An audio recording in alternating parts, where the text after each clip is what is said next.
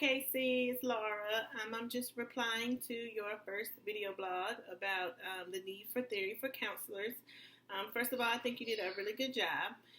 We kind of spoke on the same thing about how counselors need to know the why before they are able to help any students. You said that the theory is the why, trying to find out the why. And you also mentioned how it's important for counselors to try to get to know the students and what kind of backgrounds, and I think that's absolutely true. As a teacher, I feel like that's the most important part of my job right now is getting to know the students. I feel like I cannot reach them I cannot teach them if I can't reach them. If I don't know them, then they're not going to let me teach them. So I feel like that's the same way with the counselor. If you don't take the time to get to know them and know their story and try to be empathetic towards them, then you won't get anywhere near trying to help them or find the solution. So I totally agree with you 100% about theory is a part of finding the why.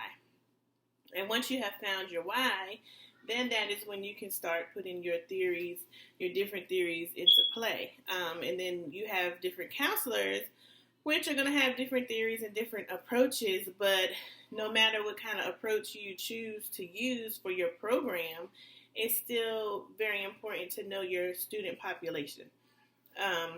Because different schools have different populations, and with those different populations, they have different problems.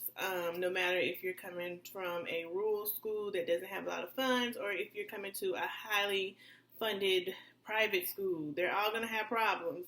And it's important for us counselors to try to figure out the background, use the different theories, and build up your program according to the population of your kids. And as you mentioned before, not only with your kids, but you have to build a good rapport with your other staff, your administration, your teachers. So counselors have to look at the whole population of the entire school, not just the students. And it may be that there is a theory or a procedure that you don't necessarily like the most, but it might help with the population that you are serving at that time. So counselors have to be able to adapt as well in order to help the best way that they can. Again, good job with your posts, and I hope you have a good rest of your evening.